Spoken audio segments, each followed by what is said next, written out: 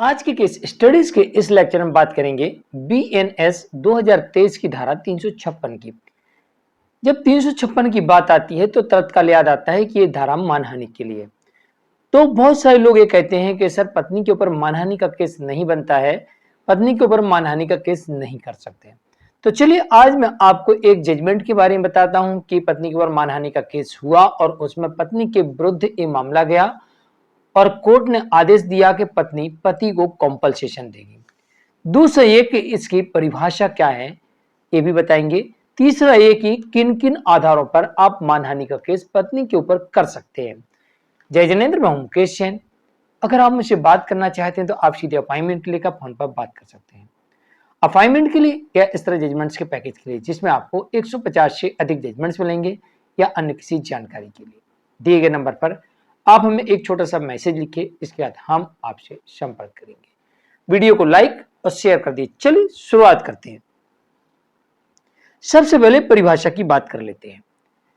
जब हम मानहानि की परिभाषा की बात करते हैं, डिफॉर्मेशन सेक्शन 356 है। 356 के अंतर्गत अब मानहानि की बात कर लेते हैं। 356 में यह प्रावधान दिया गया है कि जो कोई बोले गए या पढ़े जाने के लिए आश्रित शब्दों द्वारा या संकेतों के द्वारा या दृश्य रूपणों द्वारा या किसी अन्य व्यक्ति में कोई लांछन, ध्यान से समझना क्या क्या कहा जा रहा है, कोई आशय हो उसका, शब्दों के द्वारा ऐसे शब्द कह दे कि उस शब्द से उसकी मानहानि हो जाए, कोई संकेत कर दे और उस संकेत से भी उसकी मानहानि हो जाए, कोई ऐसा दृश्य बना दिखा दे, जैसे कोई फोटो वायरल कर देना, ऐसा कर दे इससे मानहानि हो जाए, या कोई उस व्यक्ति के बारे में लांछन लगा देना, यानी कोई भी ऐसा आरोप लगाना जिससे उसकी मानहानि हो जाए, या फिर प्रकाशित करवा देना, जैसे अखबार में, सोशल मीडिया में कोई चीज चलवा देना, कोई किताब छपवा देना उसके बारे में। तो ऐसे व्यक्ति की ख्याति अपहानि की बजाय अपहानि की जाए या जानते हुए या विश्वास करने के कारण रखते हुए लगातार यह प्रकाशित करता है कि ऐसे लांछन से ऐसे व्यक्ति की ख्याति की अपहानि होगी। मतलब वो व्यक्ति जानता है कि मैं इसके बारे में झूठे आरोप लगाऊंगा, झूठे इसके बारे में प्रचार प्रसार करूंगा, सोशल मीडिया में इसके बारे में गलत बताऊंगा, लोगों को गलत बताऊंगा, किसी को चुगली करूंगा, मैं अखबार में खबर चलवा दूंगा, कोई किताब छपवा दूंगा, कोई इशारा करूंगा। वो जान रहा है कि ऐसा करने से उसकी मानहानि हो जाएगी। तो ऐसी स्थिति में यह कहा गया यहां पर कि इन दशाओं में उस व्यक्ति की मानहानि होती है।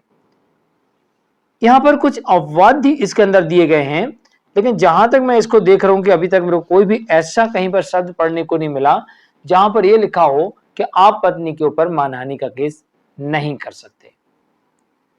तो फिर क्या का कारण है मानहानि के केस के?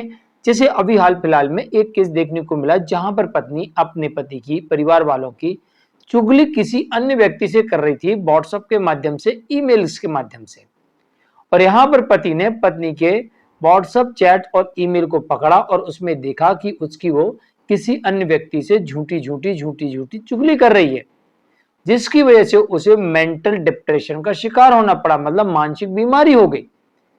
तो यहां पर उस व्यक्ति ने ऐसी पत्नी के ऊपर 25 लाख रुपए का मुआवजे के लिए केस ठोका और यहां पर कोर्ट ने 25 लाख तो नहीं दिलवाए, लेकिन पत्नी से 15 लाख रुपए का कॉम्पनसेशन दिलाने का आदेश कर दिया। तो इस जजमेंट से क्लियर है कि आप पत्नी के ऊपर भी मानहानि का केस कर सकते हैं। जैसे इस केस में हुआ कि पत्नी आपके बारे में दूसरे लोगों को गलत जानकारी दे रही थी, जिससे आपको मानसिक क्षति पहुंची। अब ये क्षति मानसिक भी हो सकती है, ये आर्थिक भी हो सकती है और ये सामाजिक क्षति भी हो सकती है। जैसे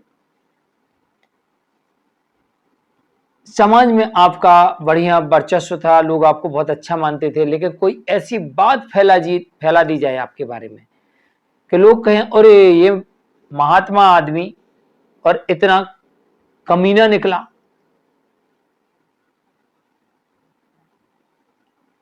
कमीना शब्द भी किसी का अपमान करता है। अभी हाल फिलहाल में एक जजमेंट देखा गया जहां पर पड़ोसी अपने पड़ोसन को हरामी कह के पुकारता था, तो वहां पर आईपीसी 509 के अंतर्गत अपराध माना गया और पड़ोसी को दंडित किया गया। तो न्याय शास्त्र में ये सारी व्यवस्थाएं हैं कि किसी को किस प्रकार से क्षति पहुंच रही है। पड़ोसन को हरामी कहना आईपीसी की धारा 509 के अंतर्गत अपराध माना गया और यहां पर उसको दंडित किया गया। दूसरा, नंबर 1 हो गया चुगली करना। नंबर 2, आपत्तिजनक टिप्पणी करना। जैसे मैंने पहले बताया, इशारे करना, शब्द बोलना, अखबार में छपवा देना, उसके बारे में टीका टिप्पणी इधर उधर करना, किसी को कुछ बताना, झूठी रिपोर्ट लिखाना। तो ये टिप्पणी एक प्रकार से होगी आपत्तिजनक, जिससे उसकी मानहानि होती हो, ऐसी टिप्पणी। नंबर 3, कोई ऐसी पोस्ट वायरल करना जिससे उसकी मानहानि होती हो। कोई फोटो बना के एडिट करके डाल दिए, अब पता लग रहा है कि कोई महिला रास्ते से जा रही थी, उसको चक्कर आ गया, तो उस व्यक्ति ने उसको हाथ पकड़ा और उसको जरूरत पड़ने पर उसको ऐसे उठा के गोद में लेके और साइड में लिटा दिया।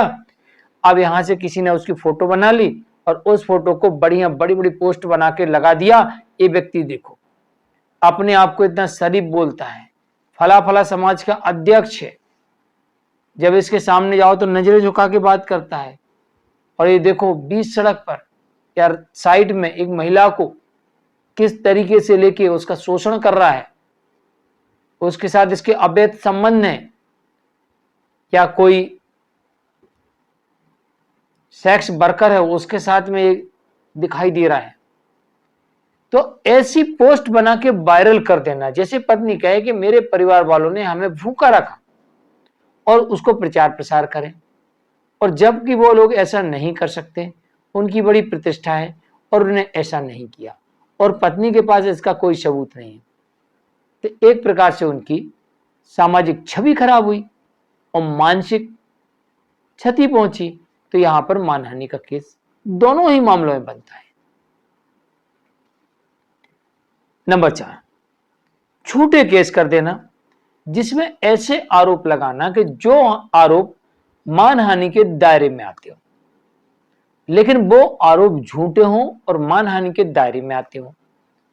आपने रिपोर्ट लिखा दी और उसके बाद पुलिस आपके घर पे आई, बाहर बैठ के पंचनामा तैयार कर रही, पूरे आस पड़ोस के लोगों ने सुना, या आपको थाने बुलाया गया तो वहां पर और लोग भी मिल गए आपको पहचान वाले, उनने भी सुना, अरे ऐसा आरोप आपके ऊपर, तो आपकी मानहानि होगी, दूसरों के सामने मानहानि होगी ना, तो आपकी मानहानि हो गई। तो आप यहां पर मानहानि का केस कर सकते हैं। आपको झूठे केस में जेल भिजवाया हो और बात यही खत्म नहीं हुई, बाकायदा एक प्रेस कॉन्फ्रेंस भी बुलवा ली और बढ़िया वाइट दे दी, देखो भाई ऐसा ऐसा हुआ था, इस कारण से इनको जेल हो गई। अगर इस तरीके से आप किसी को जेल भिजवाते हैं, झूठे केस में झूठे आरोप लगाते हैं, तो वो व्यक्ति अपने आप को निर्दोष साबित करके आपके ऊपर मानहानि का केस कर सकता है या उसी वक्त कर सकता है तथ्य होने पर। तो इस तरीके से आप मानहानि का केस अपनी पत्नी या अन्य कोई भी व्यक्ति हो, अगर वो इस तरीके से आपके साथ करता है तो आप उसके ऊपर कर सकते हैं, चाहे पत्नी हो, चाहे पति हो, चाहे कोई भी हो, XYZ। अगर कोई भी किसी के साथ कुछ ऐसा करेगा कि उन शब्दों से, उन दृश्यों से, उस क्रियाकलाप से उस व्यक्ति की मानसिक, आर्थिक, सामाजिक छवि खराब होती है, क्षति पहुंचती है, तो उस व्यक्ति के ऊपर मानहानि का केस किया जा सकता है, जो कि आईपीसी की धारा BNS की धारा 356 के अंतर्गत आप मानहानि का केस कर सकते हैं। इसमें कुछ अपवाद भी दिए हुए हैं और ये चैप्टर काफी लंबा है, तो आप इस चैप्टर को पूरा पढ़ सकते हैं डिटेल में। कुछ अपवाद दिए गए हैं, ये भी आपको जानना जरूरी है। लेकिन कोई भी अगर आपको क्षति पहुंचाने के उद्देश्य से अपमानजनक शब्दों का या फिर कोई कृत्य करेगा जिससे आपका अपमान हो तो आप मानहानि का केस सीधा कर सकते हैं। इसमें सजा की प्रावधान भी है, इसमें जुर्माने का प्रावधान भी है और इसमें कंपल्सेशन का प्रावधान भी है। आज के लिए इतना ही। नमस्कार।